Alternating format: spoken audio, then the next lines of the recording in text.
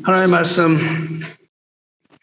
말씀과 은혜를 나누겠습니다. 오늘 나눌 말씀은 이스라엘의 우상 숭배 역사에 관한 이야기입니다. 여러분이 잘 아는 것처럼 아브라함의 손자 야곱이 야복강 나루터에서 얻은 이름이 이스라엘인데, 그 후에 이스라엘 민족은 여러 세대를 거친 후 다윗 왕조를 이루고 그 후 솔로몬을 거쳐 남왕국과 북왕국으로 분열하게 됩니다. 이스라엘의 세 번째 왕 솔로몬이 죽은 것이 대략 주전 931년, 기원전 931년이니까 지금으로부터 약 3000년 전 일이고, 그 후에 왕국은 남유다와 북이스라엘로 분열하게 되는데, 오늘 읽은 열왕기상 본문 앞부분이 바로 그 내용입니다. 이 부분을 이해하기 위해서 우리는 두 사람의 이름을 분명하게 기억해야 됩니다. 두 사람의 이름이 아주 흡사합니다. 한 사람은 르호보암이고 다른 한 사람은 여로보암입니다. 르호보암과 여로보암, 이 두 사람 이름이 다 암으로 끝나죠. 히브리어로 암이라는 말은, 그 단어는 백성이라는 뜻입니다. 르호보암은 백성이 번성하다라는 뜻이고, 여로보암은 백성이 많다는 의미입니다. 그러니까 둘 다 결국 같은 의미인 거죠. 르호보암과 여로보암이 있는데, 르호보암은 솔로몬의 아들입니다. 솔로몬 왕이 암몬 여인 나아마라는 여인에게서 낳은 아들입니다. 솔로몬은 지혜의 왕이라고 불릴 만큼 지혜로운 왕이었고, 하나님의 성전을 건축했을 뿐만 아니라 정치와 외교도 아주 잘해서 태평성대를 가져온 왕이었지만, 왕국의 번영과 함께 집권 말기에는 타락하게 되고 탈선하고 영적으로 넘어지는 비극을 맞이하게 됩니다. 후궁을 1000명을 거느린 걸 보아도 그의 타락을 엿볼 수 있습니다. 솔로몬의 결정적인 실수는 그 수많은 후배들을 둔 데 있었고, 그들이 섬기는 이방신들을 다 받아들이고 허용했던 점, 그리고 이방 신상들을 위해서 높은 산 여기저기 산당을 지었던 악행이었습니다. 뿐만 아니라 왕의 궁전과 성곽을 짓기 위해서 백성들에게 무거운 세금을 과도하게 부담시키고 강제 노역을 시켰습니다. 이 심한 강제 노동 때문에, 아주 그 심한 강제 노동 때문에 애굽에서 괴로워했던 그 이스라엘이 지혜의 왕이라고 부르는 자기들 왕의 통치 아래서 또다시 과도한 세금과 강제 노동에 시달려야 했던 것은 참으로 역설적이고 슬픈 상황이 아닐 수 없습니다. 그리고 우리는 솔로몬의 마지막 넘어짐을 아쉬워할 뿐입니다. 신명기 17장을 보면 왕은 말을 많이 가지지 말라고 했어요. 말이라는 건 우리가 타는 말이죠. 군대를 말합니다. 즉 그 힘을 말하죠. 군대, 권력 이런 것을 왕은 가지지 말고 아내를 많이 두지 말며 은금을 많이 소유하지 말 것, 이것을 당부하셨는데, 솔로몬은 조금씩 떠내려가듯 결국 이 세 가지를 다 범하는 그런 결과를 가져옵니다. 그래서 우리는 늘, 저나 여러분이나 우리는 늘 지금의 신앙에 만족하지 말고 마지막까지 우리가 넘어지지 않도록 해주시고 겸손하게 우리의 처음 신앙을 지켜주실 것을 간절하게 기도하지 않을 수 없습니다. 예수님께서 솔로몬보다 더 큰 이가 여기 있느니라고 예수님 가르쳐서 말씀하신 그것을 보면 참으로 이 솔로몬의 지혜가 아주 현세적인 지혜였고 향락적인 지혜에 지나지 않았음을 다시 한번 기억하게 하시는 말씀이 아닐 수 없습니다. 솔로몬이 죽기 전에 이스라엘의 한 사람의 강한 용사가 있었는데, 그 사람의 이름이 여로보암입니다. 그러니까 여로보암은 신하였는데 아주 용맹했을 뿐만 아니라 아주 부지런하고 성실한 사람이어서 솔로몬의 눈에 띕니다. 그래서 솔로몬은 그를 요셉 족속의 감독으로 임명합니다. 그래서 이제 그의 힘을 실어주는데, 그러고 있는 때에 아히야라고 하는 선지자가 나타나서 이렇게 예언합니다. 아히야라는 선지자는 여로보암 앞에 와서 여로보암이 입고 있던 새 옷을 잡아당겨서 벗긴 후에 그것을 조각조각 12조각을 내면서 이렇게 예언을 합니다. 이스라엘 중에 10지파를 내가 다스리게 될 것이다. 즉 그 입었던 옷이 12조각으로 찢어지고 그 중에 10개를 내가 가질 거다. 그렇게 예언을 하죠. 그러니까 여로보암이 이스라엘의 10지파를 다스리는 왕이 될 것이라고 예언하고, 이스라엘이 둘로 나누어질 것을 예언하고, 다윗 왕조는 오직 한 지파만 남아서 근근하게 그 명분이 유지될 것이다. 이렇게 예언을 해요. 이스라엘이 분열되고 여로보암을 중심으로 반역이 일어나게 될 것이라는 이 예언을 들은 솔로몬은 하나님 앞에 회개했어야 하는데 하나님 앞에 회개하기는커녕 여로보암을 죽이려고 합니다. 그래서 생명이 위급함을 느낀 여로보암은 이스라엘을 탈출합니다. 이스라엘을 탈출해서 애굽으로 도망합니다. 그리고 오늘 우리가 읽는 이 열왕기상 12장의 1절이 시작되는 거예요.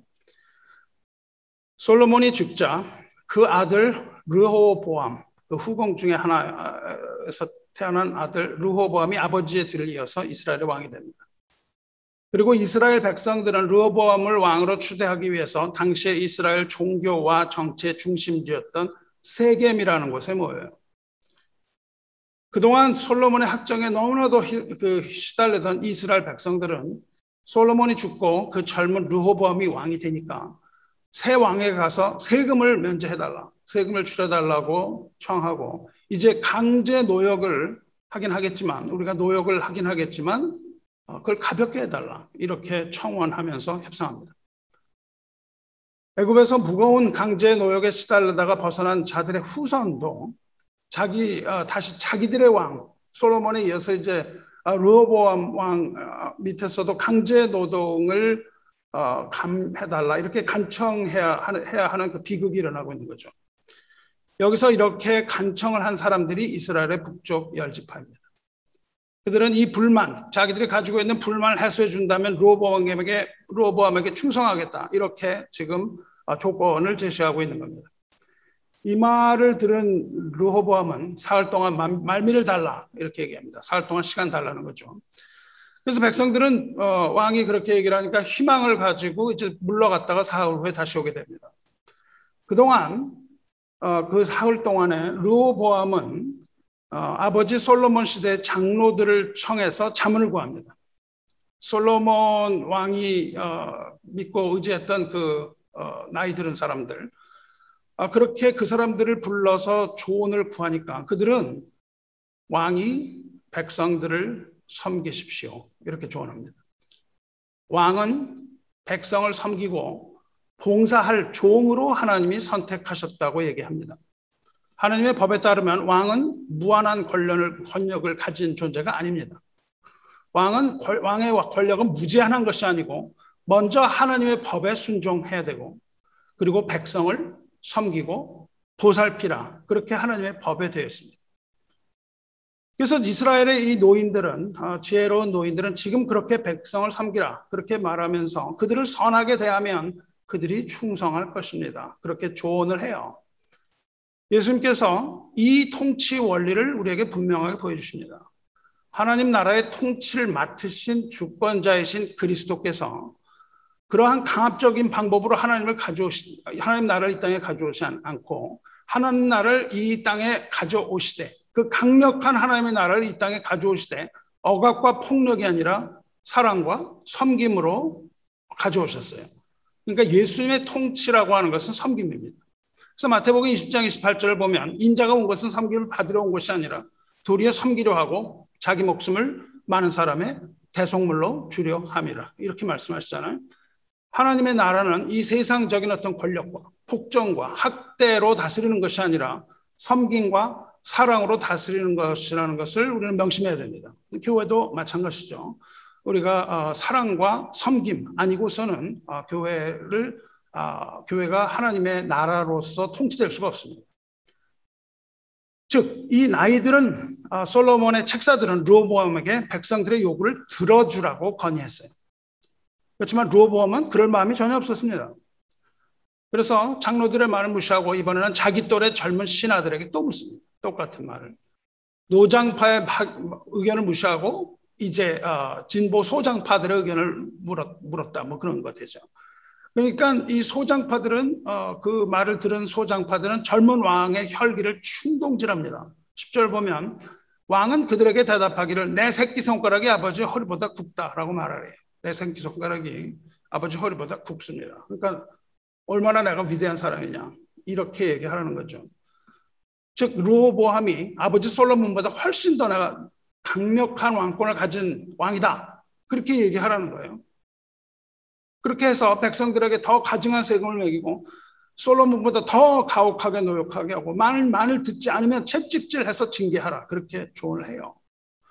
그렇게 하면 아무 말이 없어질 것이다. 그렇게 조언합니다. 말하자면 강력한 독재와 공포정치하라고 충동질했습니다. 왕은 달콤한 이 감언이설을 아주 흡족하게 여기죠.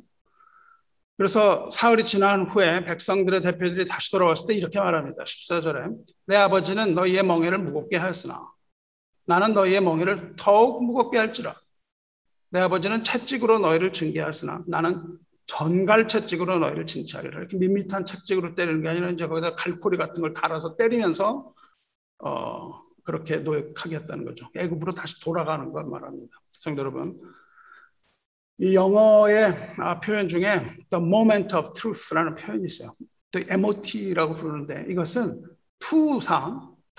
소하고 싸우는 그 투사가 소의 머리에 최후 일격을 가하는 것.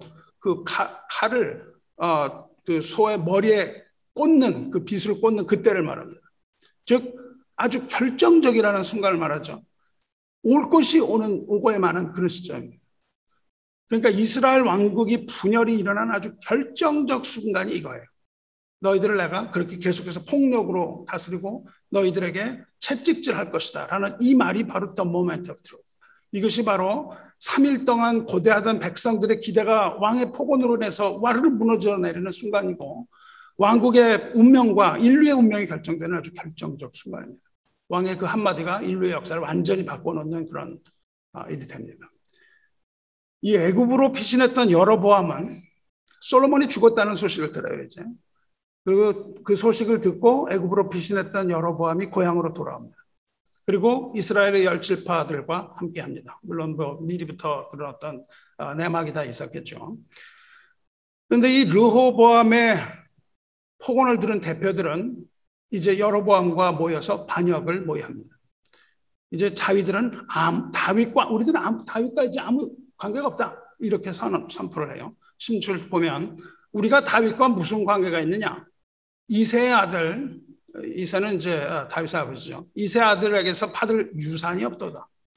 이스라엘아, 너희는 너희 장막으로 돌아가라. 다윗이여, 이제 너는 내 집이나 돌아보라 하고 그 장막으로 돌아가니라. 이제 다 돌아가 버리고 다윗 자손과 관계를 완전히 끊습니다. 이제 이들은 다윗 왕조와 결별을 결심하고 대표를 르호보암 왕에게 보내서 자신들의 결의 사항을 전한 거죠. 여기서 다윗과 관계를 끊는다는 말은 다윗과 맺은 하나님의 언약을 파기하겠다는 것을 뜻합니다. 왜냐하면 하나님께서는 다윗과 언약을 맺으셨어요. 그리고 다윗의 후손들에게와 언약을 맺으셨습니다. 그런데 지금 이스라엘 10지파는 다윗과 더 이상 관계를 하지 않겠다. 우리는 더 이상 다윗의 후손이 아니라고 얘기하죠. 그러니까 하나님의 언약을 파기하겠다. 이렇게 얘기하는 겁니다. 북쪽의 이 10지파들은 더 이상 다윗 왕조 왕권을 인정하지 않겠고 하나님과의 언약도 우리가 파기하겠다는 이러한 무서운 결정을 해버리고 맙니다. 자기들이 무슨 말을 한 건지를 알지 못하고 다만 르호보암이 미워서 르호보암과 관계를 끊겠다고 말하면서 다윗의 이름을 거론하는 거예요. 아시다시피 다윗은 유다 지파입니다. 그러므로 오직 유다 성읍에 살던 그 다윗 지파만을 남겨두고 그들은 모두 반역합니다. 이 사실을 르호보암이 전해 들어요. 반역의 소식을 전해 들고 이제 르호보암은 또 하나의 악수를 둡니다. 그 강제 노동을 시켰던 주역의 감독이 아도람이라는 사람이 있는데 이 아도람을 그들에게 보내요. 강제 노역의 아주 주동자였던 그 악명 높은 사람을 그들에게 보내요.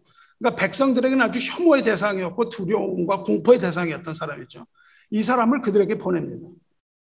이게 뭘 말합니까? 이것은 그들의 반란에도 불구하고 계속해서 강압적인 정책을 나는 계속하겠다. 이 의지를 보여주는 것이었죠. 그러니까 백성들은 아도람을 돌로 쳐 죽입니다. 그리고 왕은 이제 급히 수레를 타고 예루살렘으로 도망해요. 이 일을 기점으로 이스라엘은 둘로 나눠집니다. 이스라엘은 북쪽의 10지파를 말하며 남유다는 다윗의 혈통인 유다 지파와 그 다음에 유다 지파를 따르던 베냐민 지파로 구성되어 있습니다.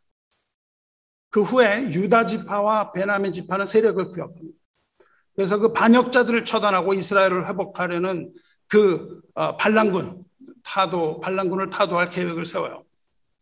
이렇게 해서 군대를 일으키려고 하는 순간 하나님께서 선지자 스미야라는 선지자를 보내서 내 형제와 싸우지 마라 그렇게 말씀하세요.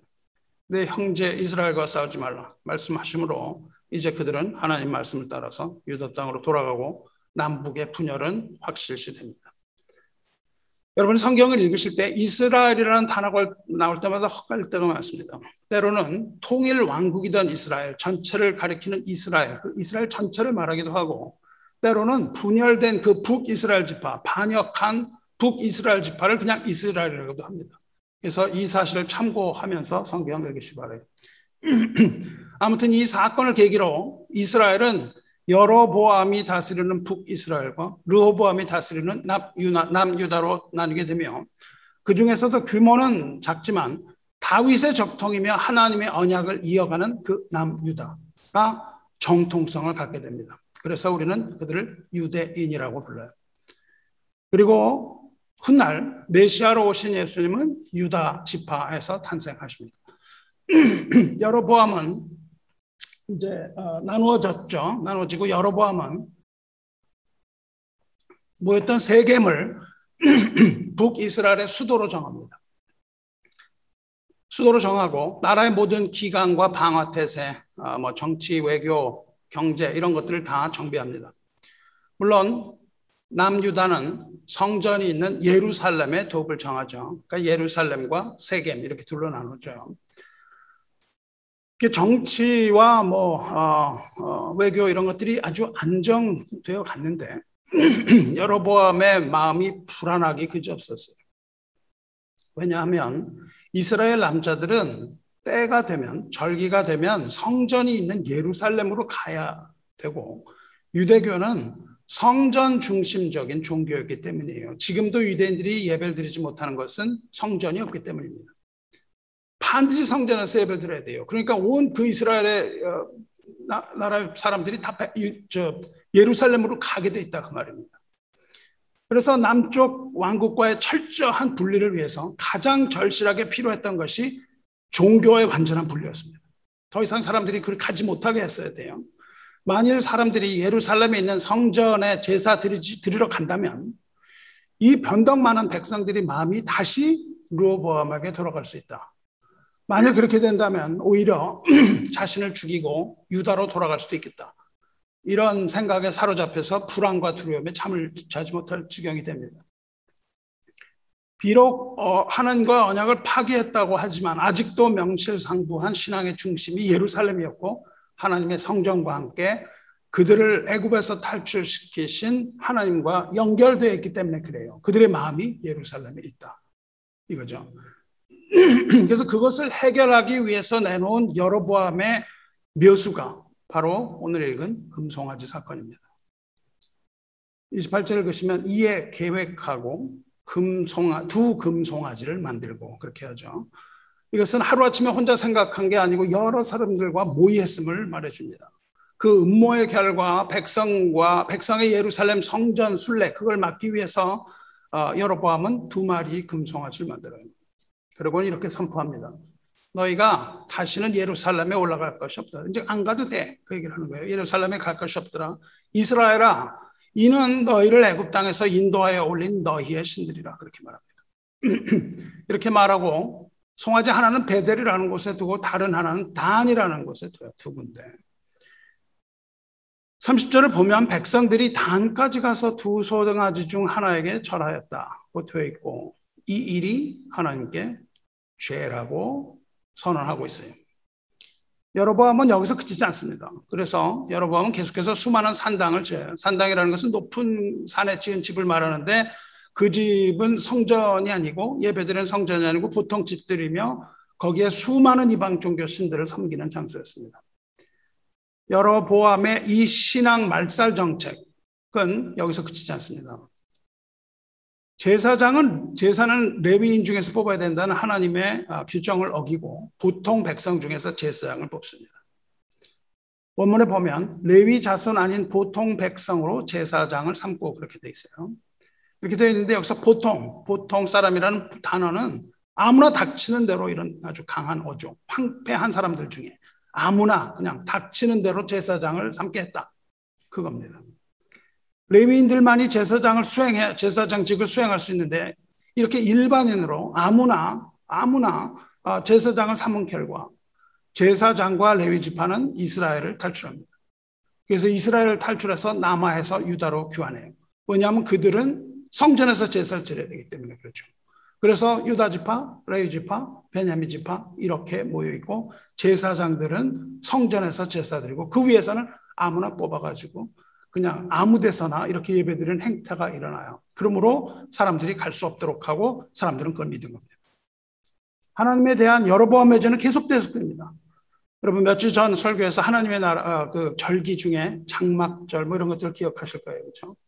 6월절, 장막절 이런 것들을 여러분 기억하죠. 하나님의 율법에 따르면은 그 중에서 마지막 그 초막절, 장막절이 언제냐면은 유대력으로 7월 15일이라고 말씀드렸어요.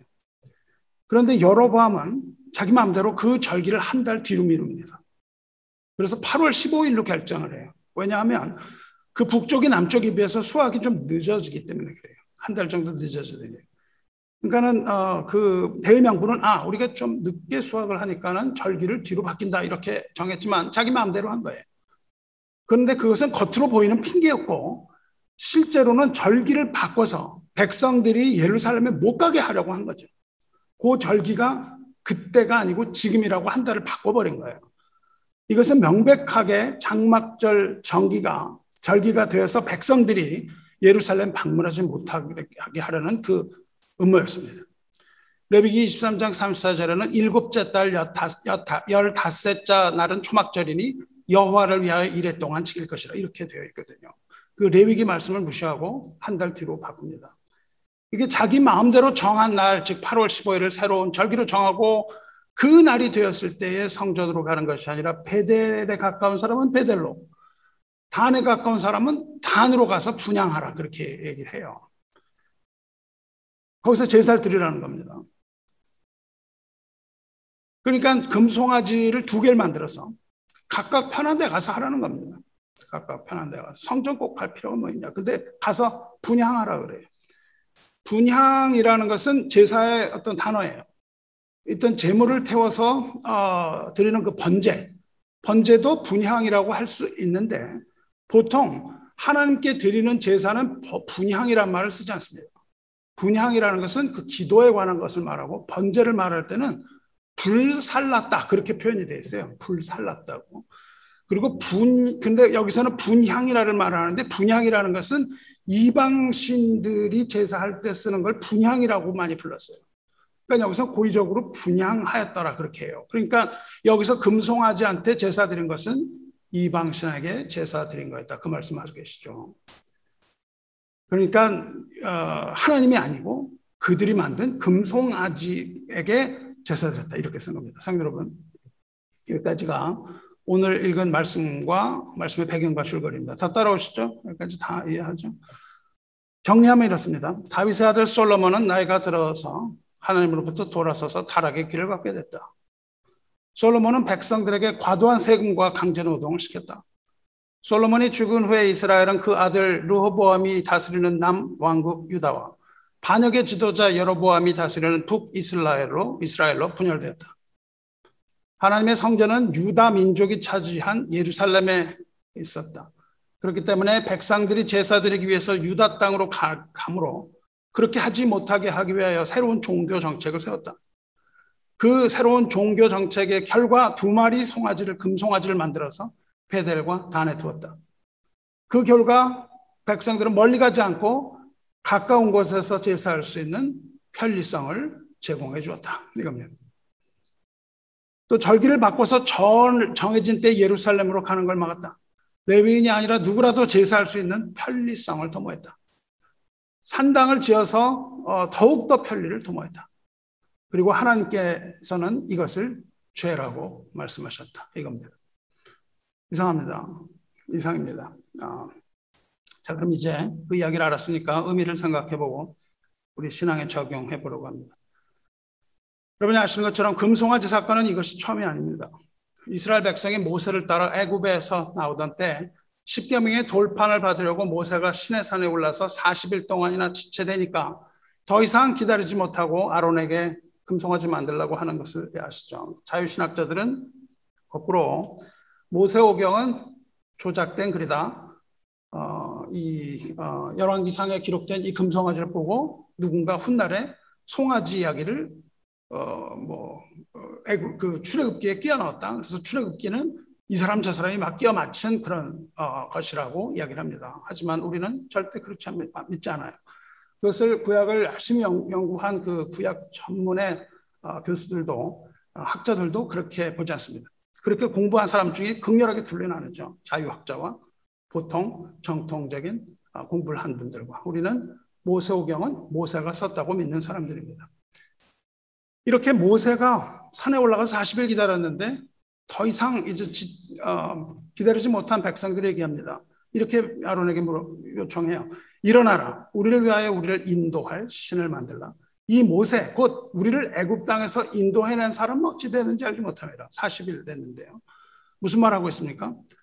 이들이 구하고 있는 것은 눈에 보이는 신이 아니라 눈에 보이지 않는 신이 아니라 눈에 보이는 신을 말하는 거예요. 보이는 신을 만들어 달라는 겁니다. 그러니까 그 하나님이라는 존재를 부정하는 게 아니라 하나님을 보지 못하니까 보이는 신을 만들어 달라고 얘기해요. 그리고 그들을 애굽에서 구해낸 이가 하나님이 아니고 모세라고 얘기합니다. 우리를 이끌어낸 사람은 모세라고 얘기를 해요. 사실 그들을 인도해내신 분은 모세가 아니라 아브라함과 언약을 맺으신 하나님이잖아요. 근데 그것을 망각하고 또 다른 보이는 신을 구하면서 우리를 이끌어낸 사람은 모세다. 그렇게 얘기를 해요. 아론은 그렇게 그 대답을 들은 아론이 두려움에 사로잡히죠. 그래서 애굽에서 가지고 나온 금고리를 다 빼서 가져와라. 그러면 그걸로 보이는 신 만들어주겠다 얘기합니다. 아론이 그렇게 금 내놓으라고 그러면 안 내놓을 줄 알았을지도 모르겠지만 백성들이 다 그걸 가지고 나와요. 그래서 그 금을 가지고 금송아지를 만듭니다. 그 송아지라는 것은 애굽에서 섬기던 신의 모습이에요. 아피스라는 신입니다. 애굽의 신 아피스를 본떠 만든 것으로 하나님을 아피스 송아지의 형상으로 격화시키고 만 거죠. 그리고 그것을 하나님이라고 믿는 데 문제가 있습니다. 그때 아론도 동일한 말을 해요. 이스라엘아, 이는 너희를 애굽 땅에서 인도하여 낸 너희의 신이로다. 그렇게 말해요. 여로보암도 그렇게 말하죠. 이것이 너희의 신이다. 거기 둘을 만들었으니까 신들이다. 여기는 이것이 너희를 인도하여 낸 신이다. 그러니까 애굽에서 인도하여 낸 건 모세고 모세가 이용했던 것이 하나님. 이렇게 지금 얘기하고 있는 거예요. 그리고는 여로보암하고 똑같은 말 계속해요. 그 앞에 제단을 쌓고 내일은 여호와의 절이라. 그러니까 그 송아지를 만든 그날이 절기라는 거예요. 여기서 절기는 하나님께서 정하신 유월절, 장막절 이런 것이 아니고 눈에 보이는 그 금송아지 만들고 금송아지한테 절하는 그 축제의 날, 그것을 내일이라고 얘기하고 그날이 절이라고 얘기합니다.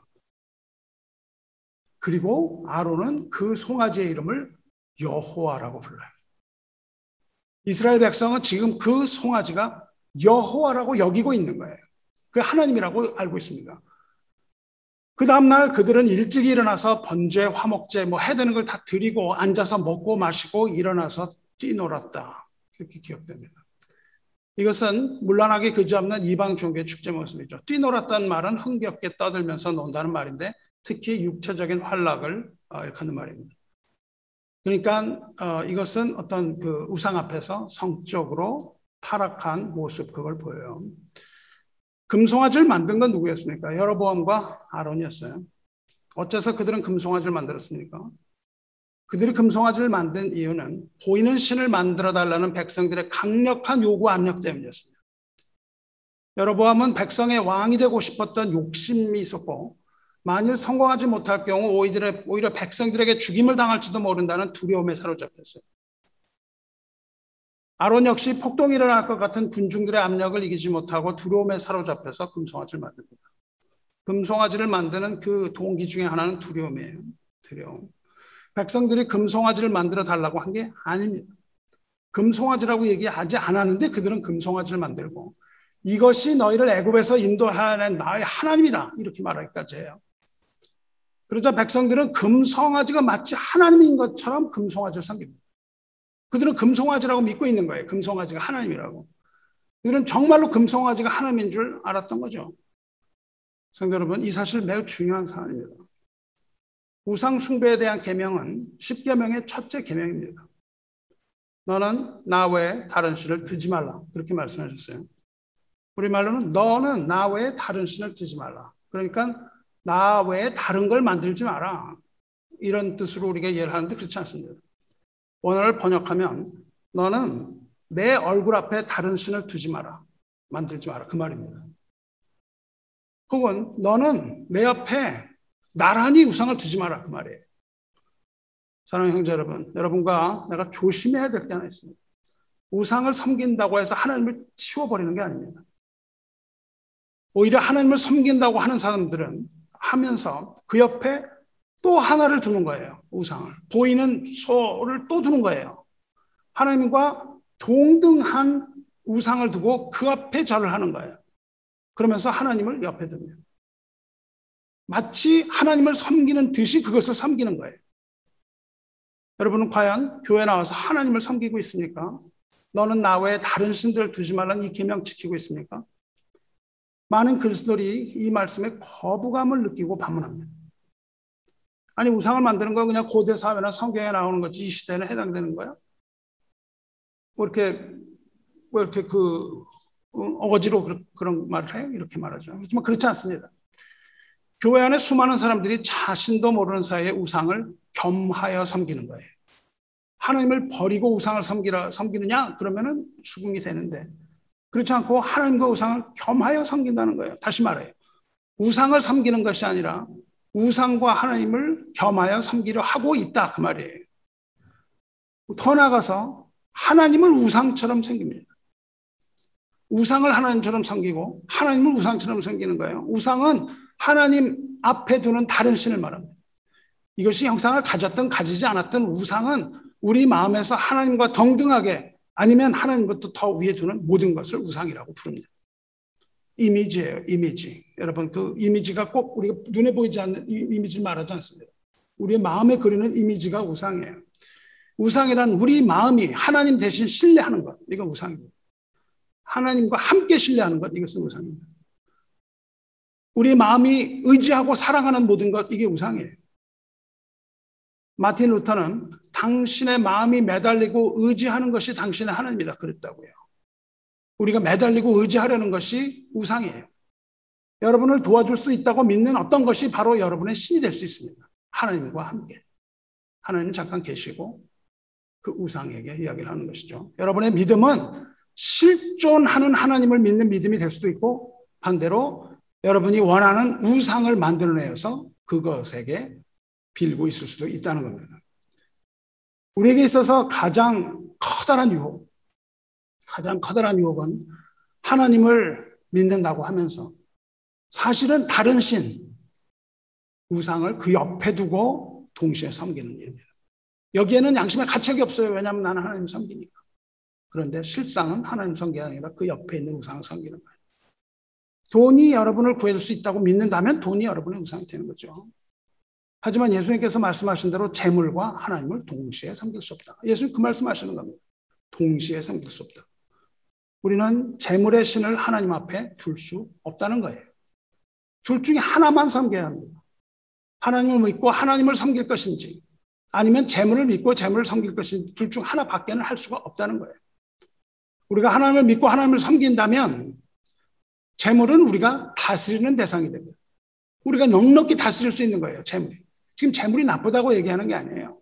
재물을 섬겨서는 안 된다는 겁니다. 재물을 사랑해서는 안 된다는 거예요. 재물을 섬기고 사랑하는 것이 아니라 하나님을 믿고 하나님을 사랑하고 재물을 다스려라 그 말이에요. 만일 재물을 섬긴다면 하나님이 돌아서시는 겁니다. 하나님이 옆으로 돌아서시는 거예요. 그리고 그 재물은 결국 거기에는 날개가 달려서 날갯질하면서 날아가 버리는 겁니다. 잠언 말씀입니다. 왜냐하면 재물에는 날개가 달려있기 때문이에요. 이스라엘 백성은 오랫동안 광야에 살면서 구름 기둥, 불 기둥으로 인도하신 하나님 알았습니다. 그래서 그들은 모세도 두려워했고 하나님도 두려워했는데, 그래서 하나님을 계명을 지키라는 언약도 맺었는데, 그래서 하나님을 부인하지는 못했는데 풍요를 누리고 싶은 욕구가 같이 자란 거예요. 그래서 바라던 모세가 내려오지 않으니까 하나님 곁에 또 하나를 만드는 겁니다. 볼 수 있는 우상을 만드는 거예요. 우리를 애굽 땅에서 인도하는 모세라고 부르잖아요. 불러낸 거는 모세고 모세가 그걸 다 할 수 있다는 거잖아요. 이 모습을 보신 하나님께서는 모세에게 말씀하십니다. 더 이상 내 백성이라고 말씀하지 않으시고 모세를 향하여 내 백성이라고 말씀하세요. 왜냐하면 백성들이 우리를 인도하여 낸 모세라고 그랬잖아요. 하나님 그걸 들으시고 말씀하시는 거예요. 너는 내려가라. 내가 애굽 땅에서 인도하여 낸 내 백성이 부패하였도다. 그렇게 말씀하십니다. 하나님께서 그렇게 말씀하시는 겁니다. 우리도 그렇게 얘기한다면 하나님도 내 백성이라고 안 하시고 내 백성이라고 말씀하시는 거예요. 금송아지를 곁에 둔 백성은 더 이상 하나님의 백성이 아닙니다. 성도 여러분, 우리는 어떻습니까? 여러분, 하나님 부인할 수 있습니까? 만일 하나님을 부인하지 못할 어떤 경험이나 두려움이 우리에게 있다면 우리는 하나님 부인하지 못합니다. 하지만 우리에게 어려움이 생기면 하나님의 구하기보다는 먼저 현실적 생각이 들잖아요. 현실적으로 도움을 줄 수 있는 어떤 걸 찾아서 거기 의지하려는 마음이 생기잖아요. 하나님이 우리에게 마음의 위로는 줄 수 있다 생각해요. 하나님 말씀 읽으면 위로가 있어요. 하지만 실질적인 도움은 어렵지 않나 이런 생각이 드는 거죠. 그래서 먼저 할 일은 다 해야 하나님 우리를 도우시지. 스스로 하나님은 스스로 돕는 자를 돕는다. 이러잖아요. 하나님이 어떻게 스스로 돕는 자를 돕습니까? 하나님은 자기를 돕지 못하는 그 처참한 자를 도우시는 거예요. 죄에 빠져서 어쩔 수 없는 그 자를 하나님이 건지시는 거예요. 우리가 스스로 도울 수 있다고 하면서 우리 할 일을 하면서 하나님, 난 할 수 있는데 하나님 도와주세요. 하나님 하겠습니까? 그렇지 않아요. 그런 말은 성경에 나오는 말도 아니고 하지도 말아야 되는 말입니다. 그렇게 우리가 생각한다면 그 실질적인 도움이 우리 우상이에요. 왜냐하면 하나님이 옆에도 없기 때문에. 그리고 생각하기를 하나님께서 그 우상을 사용해서 우리를 도우신다. 이렇게 생각을 하고 있는 거죠. 성도 여러분, 아직도 제일 계명이 나와 아무 상관없는 것 같아 보입니까? 그렇다면 다시 생각해 보시기 바라요. 하나님보다 더욱 여러분의 마음을 사로잡는 일이 있으면 그게 바로 우상이라니까요. 성공하고자 하는 욕심이 하나님을 밀어내고 내 양심을 속이고 우리 마음에서 그 자리를 차지한다면 그게 바로 우상입니다. 우리가 하는 일이 하나님의 방식과 뜻 이런 것들을 알아보려고 하지 않고 그걸 다 무시하고 세속을 따라서 우리가 스스로 결정을 내려서 하나님의 뜻에는 조금 약간 하지만 우리가 그걸 따라가는 이게 우상이에요. 이렇게 되면 하나님은 우리 마음속에서 허수아비로 전락하는 겁니다. 하나님을 허수아비로 만드는 거예요. 실질적으로 존재하는 신은 없습니다. 돈이라는 신은 없어요. 우리가 어떤 신도 없어요. 아무 신도 없습니다. 하나님 외에 유일하게 하나님만이 실존하는 하나님이세요. 그렇다면 우상은 뭡니까? 우상은 하나님의 명령과 책임에서 돌아서는 게 우상이에요. 우리가 하라고 하신 것들로부터 돌아서는 것, 그게 우상입니다. 그 말씀을, 하나님의 말씀을 무시하고 돌아서는 것, 그것이 우상이에요. 마음대로 조정하고 위로받고자 하는 것, 이것이 우리 마음속에 있는 우상이에요. 북왕국의 백성들은 자기 마음대로 조절할 수 있는 그런 금송아지 우상 만들어요. 그런데 그들은 그것이 우상인지는 몰랐습니다. 몰랐어요. 그게 하나님인 줄 알았다고요. 광야의 이스라엘 백성들 역시 금송아지를 만들고 그 앞에 절했지만 그것이 우상인지 알지도 못했습니다. 정말 우상인 줄 알았다면 그렇게 했겠습니까? 이것이 너희를 애굽에서 인도하여는 내 하나님이라는 그 지도자의 거짓말을 믿고 그걸 한 거예요. 그 앞에서 먹고 마시며 축제를 벌이며 뛰어놀았습니다. 일부 현대교회에서 이런 일들이 일어나고 이런 광란의 현장을 우리 봅니다. 토론토 공항에서 시작된 그 소위 거룩한 웃음, 홀리 라프터 같은 그런 운동, 또 문제가 되고 있는 신사도 운동의 일부, 이런 교회 예배 현장 여러분 본 적 있습니까? 예배가 시작된 말씀이 없습니다. 예배가 시작된 말씀도 없고 기도도 거의 없고 설교라고 시작하면서 설교자가 먼저 웃기 시작해요. 흉내도 내기 싫지만 막 웃습니다. 웃으면은 그 모든 사람들이 다 배를 잡고 웃어요. 성령이 우리에게 즐거움을 주신다는 겁니다. 성령이 우리를 기쁘게 해주신다는 거예요. 그래서 손뼉을 치면서 막 거의 미친 수준으로 1시간 동안 웃어도 되고 끝납니다. 그리고 그러는 소리에 개소리, 뭐 돼지 소리 이런 동물 소리들을 막 지르면서 막 그냥 그런 광란의 현장이 일어나요. 드럼 소리, 음악 소리가 막 크게 때리면서 사람들은 그야말로 엑스타시에 빠지는 거예요. 그거를 기쁨이라고 생각하고 있습니다. 하나님이 주시는 기쁨. 이 광경을 본 뉴욕 타임스스퀘어 목사 데이빗 윌커슨 목사라는 분이 눈물을 흘리면서 개탄하는 일이 있었습니다. 이 윌커슨 목사는 뉴욕 타임스스퀘어의 거리의 불황자들을 전도하면서 교회를 개척한 목사예요. The Cross and the Switchblade, 그러니까 십자가와 스위치블레이드, 잭나이프라는 그 책으로 유명합니다. 이 거리에 다니던 그 칼 가지고 다니고 이런 불량아들, 마약 중독자, 노숙자 이런 사람들 대상으로 개척해서 목회하다가 10년 전쯤에 별세하신 분입니다. 이분이 그 광내 현장을 보고 눈물을 흘리면서 말합니다. 도대체 거리에는 길을 잃은 그 수많은 청소년들이 길을 잃고 방황하고 있고 마약 중독자들로 거리에 가득한 그곳에서 성령 믿는 저들은 과연 웃음이 난단 말인가. 이렇게 개탄을 하면서 그 이야기를 하는 그 애통해야 하는 그 장면을 잊을 수가 없습니다. 하나님의 형상을 한 인간이 그 방바닥에 뒤구르면서 소리를 지르면서 개돼지 소리를 내면서 부른 짓는다는 것은 마귀가 하나님을 조롱하는 겁니다. 마귀는 하나님을 직접 조롱하지 못하므로 하나님의 형상을 가진 인간들이 하는 행동에 대해서 마귀는 조롱하는 거예요. 하나님의 형상을 가졌다는 자들이 동물의 형상 가지지 않았습니까? 조롱한다는 겁니다. 이런 게 아니고 무엇입니까? 성도 여러분, 진정 하나님 앞에 예배 드린다면 이런 일 할 수 없습니다. 하나님과 성령과 그리스도라는 이런 말은 거기서 매일 하는 말이에요. 매일 하나님, 아버지, 성령, 그리스도 너무너무 많이 나오는 말이에요. 교회에 하나님과 성령과 그리스도라는 말이 나온다고 해서 교회가 아니에요. 그들은 그 목사에게 무엇을 요구합니까? 금송아지를 만들어 달라고 요구하는 것이고 그 목사는 두려움에 그것을 계속 만들어주는 겁니다. 그들은 하나님의 이름으로 모였고 예수가 그들을 구원하고 있고 성령이 그들에게 기쁨을 준다고 말해요. 틀린 것이 아닙니다. 그리고 그들이 경배하는 것이 하나님이라고 믿지만 하나님이 아닌 거예요. 그들이 구하는 것은 하나님이 아니고 그 옆에 서 있는 우상입니다. 하나님을 믿는다고 하면서 그 옆에 있는 우상에게 절하는 것이고 그들이 드리는 예배도 하나님 받으시는 것이 아니라 하나님은 외면하고 그 옆에 있는 우상이 그 모든 영광을 다 가로채고 있는 것이며 하나님은 외면하고 계실 겁니다. 그렇다면 우리 교회는 어떻습니까? 과연 여러분 뭘 바라고 이 자리에 모였습니까?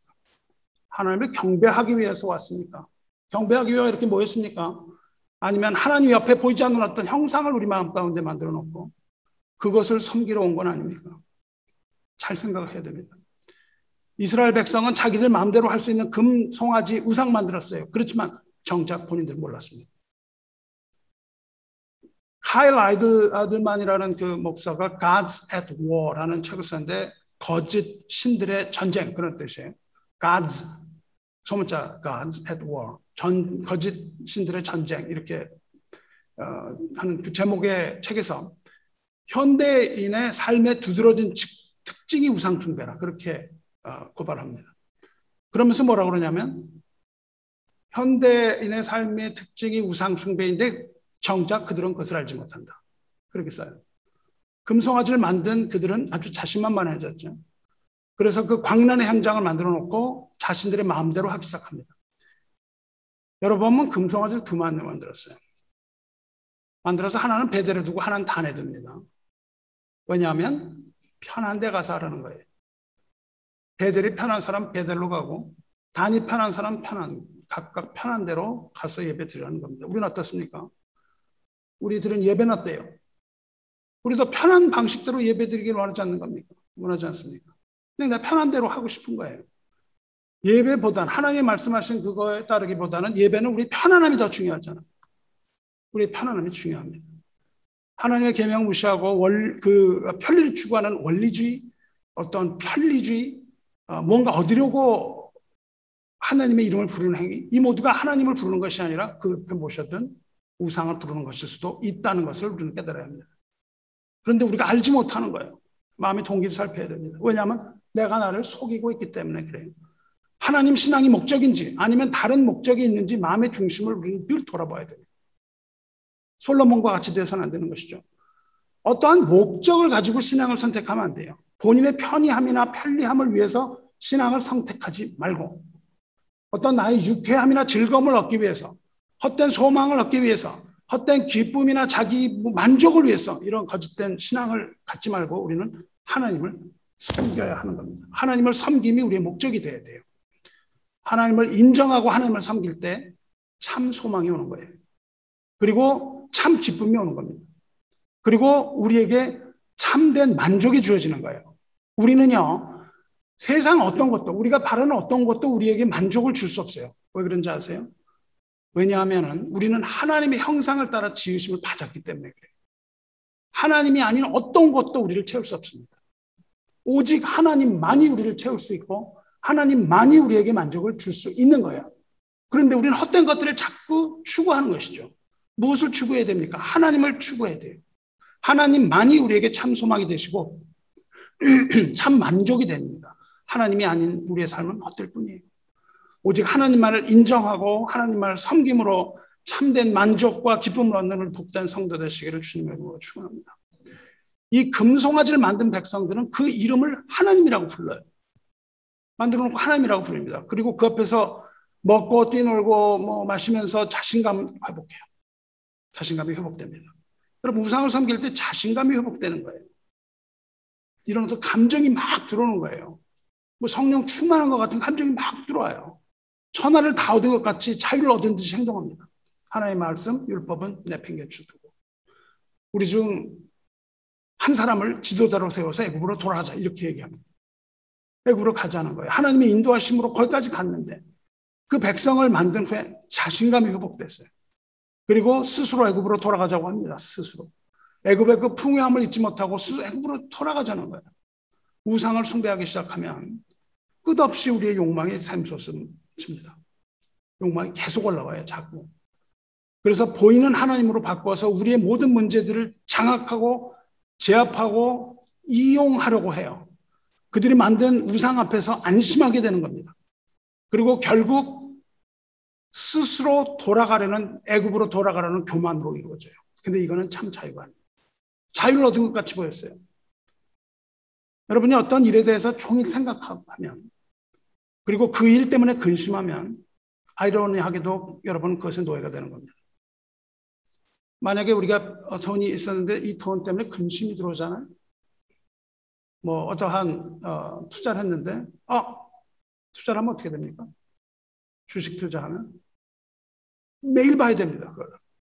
하루도 한 번씩 보다가 그다음에 급해요. 그래갖고 온갖 깨젯을 다 가지고 다녀요. 셀폰, 그다음에 울리는 알람 가지고 다녀요. 제가 아는 사람이 그 펀드 매니저였는데 5년 하고 난 도저히 일 못하겠다고 그만뒀습니다. 온갖 그걸로 하는 거예요. 이 C분으로 나중에는 봐요. 그러다가 올라가면 기쁨이 오죠. 헛된 기쁨입니다. 왜냐하면 조금 있으면 떨어질 것이기 때문에 반드시 떨어집니다. 반드시. 하버드가 그래갖고 그 전문가들이 졸업생한테 사과 편지 썼어요. 우리가 당신들이 헌금해줘. 당신들이 낸 이 기부금으로 투자했는데 실패했습니다. 많은 손해를 봤습니다. 그래서 모여서 사과 편지 쓴 적도 있습니다. 여러분이 하버드 교수보다 더 잘합니까? 절대 못합니다. 절대 떨어지게 돼 있어요. 그렇지만 그 주식을 하다가 근심하면 노예가 된 거예요. 그걸 계속 해야 됩니다. 자녀 마찬가지입니다. 자녀 문제로 계속 근심하게 되면 자녀의 노예가 된 겁니다. 도박을 하다가 날려서 근심하게 되면 도박의 노예가 되죠. 어떤 일에 내가 골몰해서 매일 그것만 생각을 하면 그것도 노예입니다. 게임에 중독되면 게임의 노예죠. 여러분은 그런 것들의 노예가 된 것입니까? 그것은 자유가 아닙니다. 내가 주식을 할 수 있는 자유가 있다. 나는 이런 오락을 할 수 있는 자유가 있다. 아닙니다. 참 자유는 하나님께 묶이는 거예요. 참 평화는 하나님을 따라서 애굽을 떠나는 게 아니지, 떠나는 것이지 스스로 결정해서 애굽으로 돌아가는 게 아닙니다. 내가 애굽으로 돌아가는 게 평화가 아니에요. 우상을 따라서 애굽으로 돌아가지 마시기 바랍니다. 우리가 잘 들어보면 우상은 우리의 욕구에서 나옵니다. 우리의 욕망과 욕구는 우리의 본성이 좋아하는 거예요. 그래서 포에르바하라는 사람은 신은 인간 욕구의 투사다 그렇게 말했어요. 우리의 욕구를 벽에 비춰보면 그 나타나는 그림자, 이미지가 우상이라는 거예요. 우리가 어떤 욕구를 가지고 있잖아요. 비치면은 형상이 생기겠죠. 그 형상이 우상이라고 그렇게 설명을 했어요. 그런 의미에서 가장 크고 가장 경멸해야 되고 가장 끔찍한 우상은 나다. 그렇게 정의합니다. 가장 큰 우상은 나다.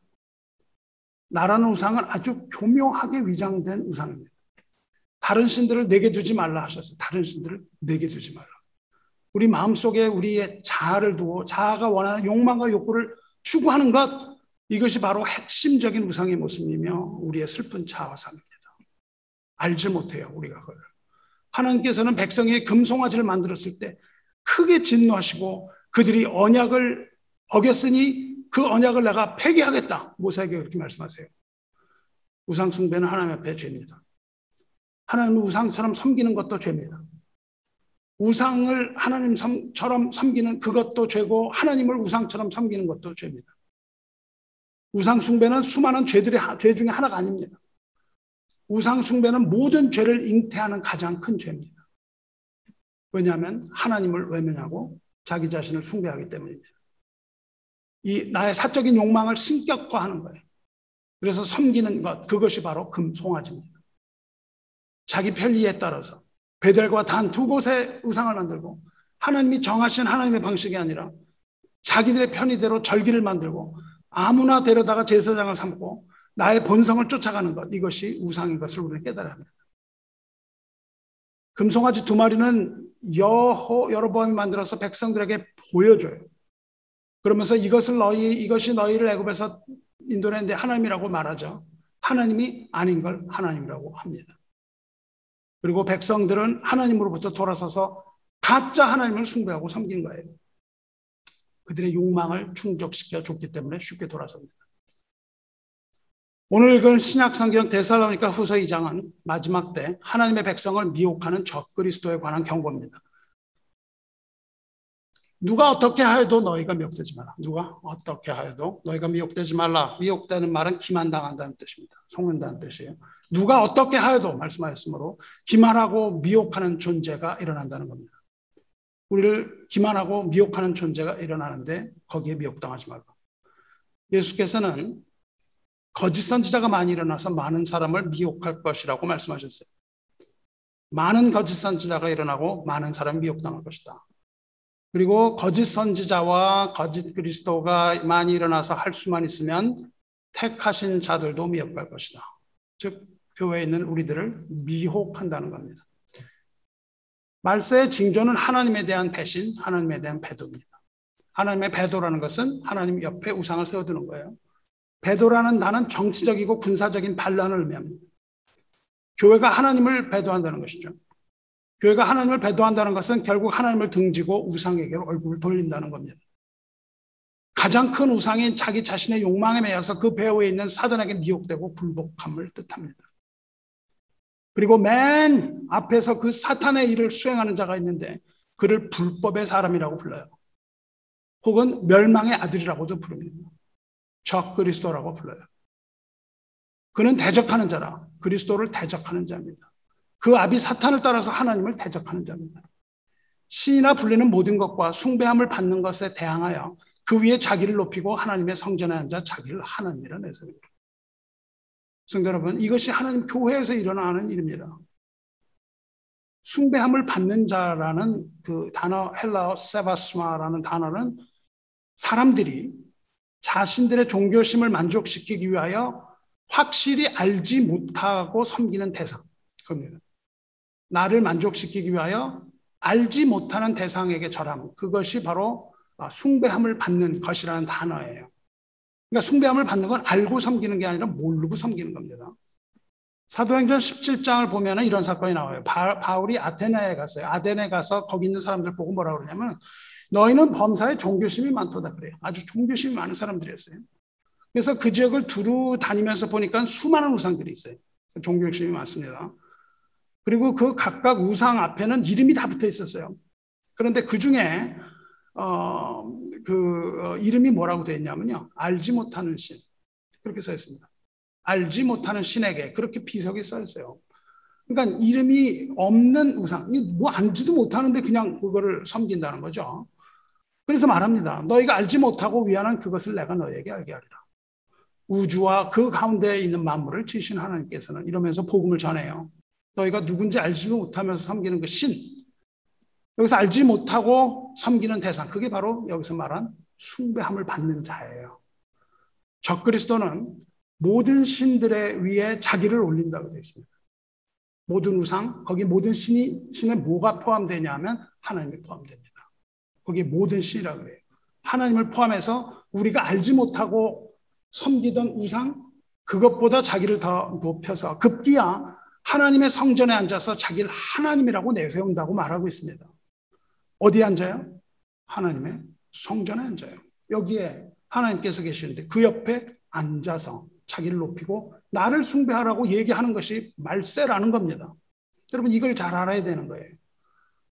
적그리스도는 교만이 크게 달아서 하나님의 성전에 아래서 앉아서 자기가 내가 하나님이다 그렇게 사람들한테 얘기한다고요.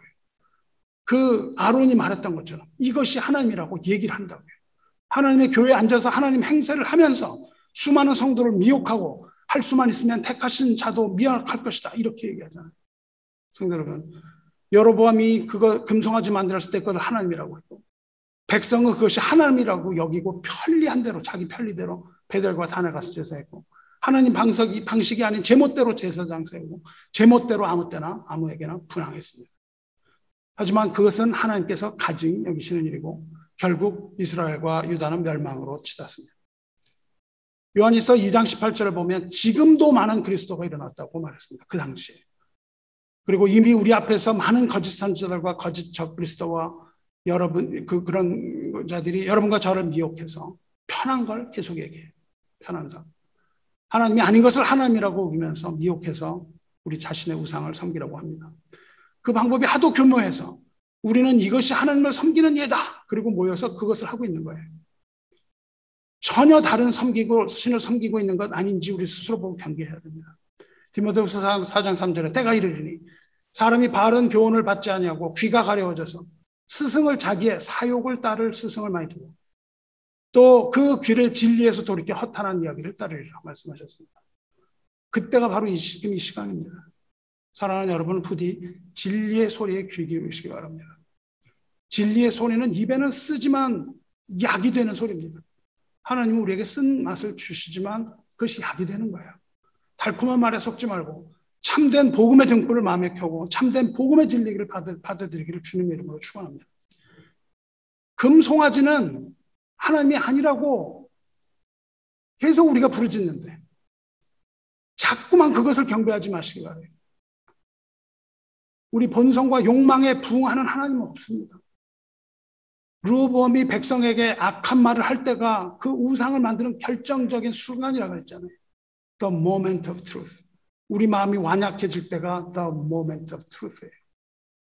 하나님을 대신해서 우리 욕망이 우리의 삶을 차지하는 순간, 그것이 바로 우상을 만들어내는 순간입니다.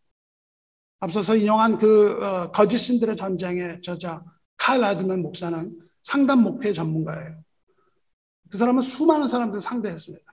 그래서 삶의 문제들과 죄의 문제들 뭐 이런 거 고민하는 사람들하고 상담을 많이 했는데 결론이 그겁니다. 중독이나 불안이나 사업이나 뭐 자살 같은 그런 많은 문제들의 배후에는 반드시 항상 우상 숭배의 문제가 있었다. 이렇게 써놔요. 죄의 문제는 여러 가지 다른 모습으로 나타나지만 그 문제의 본질은 언제나 마음속에 있는 우상 숭배라는 겁니다. 나를 부인하지 않고서는 그것을 해결할 방법이 없죠. 그리고 자신을 섬기는 것을 우상 숭배라고 합니다. 정리하겠습니다. 시원한 성도 여러분, 우리는 우리 마음에 있는 헛된 신들을 버려야 하나님이 보입니다. 우리를 가리고 있어요. 참 하나님은 우리를 사랑하시는 하나님입니다. 그리고 하나님은 우리를 용서하시는 하나님이에요. 그리고 우리 마음속에 들어와서 우리에게 기쁨을 주기를 원하시는 하나님입니다. 우리가 우리 마음속에 그 우상을 가지고 있으면 하나님이 들어오지 않으시는 거예요.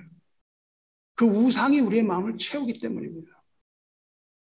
우리가 우리 마음속에 있는 우상을 버리고 우리의 마음을 열어서 우리에게 문을 두드리시는 주님을 영접한다면 참된 성령께서 우리 마음에 들어오셔서 우리가 상상도 하지 못하는 그러한 기쁨을 하늘로부터 부어주시는 거예요. 이게 참 기쁨입니다. 그리고 우리 마음 가운데 한없는 평화를 부어주시는 거예요. 우리의 모든 염려와 근심이 바뀌어서 믿음이 되게 해주시는 겁니다. 그리고 우리의 슬픔이 변해서 기쁨이 되게 해주시는 거예요. 우리의 미움이 변해서 사랑의 열매가 열리게 해주시는 겁니다. 그리고 우리의 갈등이 변해서 평화가 되게 해주시는 거예요. 그리고 마침내 죽음을 이기고 생명을 얻게 하시는 겁니다. 이 참된 하나님을 바라봐야 되는 거예요. 그 옆에 있는 우상을 바라보지 않고 이 위장된 이 거짓 종교의 옷을 벗어야 됩니다. 우리는 우리가 가지고 있는 우리가 추구하려는 그 욕망의 신을 버려야 돼요. 거짓 종교의 옷을 벗고 마음속에 자라난 거짓 우상을 과감하게 총살시켜야 됩니다. 그리고 우리를 사랑하시는 하나님을 섬기며 오직 하나님에게만 예배드리시길 주님의 이름으로 축원합니다. 우리는요, 그 우상이 뭔지 모릅니다. 여러분이 우상을 알지 못해요. 우상을 알지 못하기 때문에 우상이 생기는 겁니다. 그렇다면 우리는 우상이 무엇인지 어떻게 알겠습니까? 우상을 알게 해주시는 것은 오직 하나님의 말씀밖에 없습니다. 이 애굽 백성이 하나님의 말씀을 떠났기 때문에 송아지가 우상이 하나님인 줄 안 거예요. 하나님은 우리 마음 가운데 금송아지를 심지 못하게 하시고 말씀을 통해서 그 금송아지가 무엇인지 알게 하여 주십니다. 그럼 우리가 금송아지를 섬겨서는 안 되는데 그것이 무엇인지 알기 위해서 여러분은 말씀을 알아야 돼요. 하나님을 알아야 우상을 합니다. 하나님을 알지 못하고 어떻게 우리가 우상을 알 수 있겠어요? 그래서 우리는 힘써서 하나님을 알아야 됩니다. 이 백성이 하나님을 알지 못했기 때문에 멸망했습니다. 하나님을 알지 못하는 백성은 멸망하는 법입니다. 여러분은 우리가 추구하고자 하는 그런 것들, 말씀에 있지 않은 것들 자꾸만 해달라고 하지 마시고 하나님의 말씀을 선포해 달라고 말하고 그것을 위해서 기도해 주시기 바라요. 그리고 우리는 하나님의 교회에서 올바른 진리만이 선포되고 그 선포된 진리를 따라서 우상을 척살하고 참 하나님께 얼굴을 돌리는 그러한 교회가 되기를 원합니다. 너는 나 외에는 다른 신들을 내게 두지 말라. 이 계명을 잊지 마실 것을 주님의 이름으로 축원합니다. 우리 함께 기도하겠습니다. 자비로우시고 은혜로우신 하나님 아버지, 오늘 말씀을 따라서 우리 자신을 돌아볼 수 있는 시간 허락하여 주셔서 감사합니다. 우리가 말로는 하나님 섬긴다고 하면서도 스스로를 속이고 하나님 아닌 다른 것을 경배하고 있거나 또한 섬긴 적이 있다면 하나님 앞에 회개하오니 우리를 용서해 주시고 앞으로도 또한 우리로 하여금 영적인 눈이 밝아져서 하나님과 우상을 분별할 수 있는 말씀을 깨닫는 능력 주시고 영적인 분별력을 허락하여 주시기 원합니다. 들을 귀를 주셔서 진리의 말씀만 듣게 하시고 세상의 거짓된 소리나 거짓 선지자의 달콤한 소리에 미혹되지 않도록 도와주시며 오직 그리스도의 말씀으로 말미암는 진리의 말씀만을 우리 가슴에 새겨서 주님의 음성만 듣고 행하는 하나님의 자녀 삼아 주시옵소서. 주님을 사모하고 주님의 말씀을 사모하오니 참된 소망이 무엇인지 알게 하시고 참된 기쁨이 무엇인지 알게 하여 주시옵소서. 자신을 숭배하는 그런 어리석음에 빠지지 아니하게 하여 주시고 주님의 교회에 스며든 적 그리스도와 거짓 진리를 몰아내며 오직 하나님의 영광으로 가득하게 하여 주시옵소서. 무엇보다도 우리의 마음이 성전이라 하셨사오니 우리 마음속에 자리 잡고자 하는 교만과 자기를 하나님이라고 내세우며 우리 마음 가운데 들어온 그 악한 생각을 모두 무너뜨리고 오직 하나님만을 바라보는 새 믿음 주시옵소서. 우상을 버리고 하나님을 마음에 두고 살고자 애쓰는 하나님의 백성들에게 하나님의 지혜를 주시기 원할 때에 이제 곧 오셔서 적그리스도와 마귀를 멸하시고 우리들에게 참된 자유와 기쁨과 소망을 주시는 우리 주 예수 그리스도의 존귀하신 이름으로 기도드리옵나이다.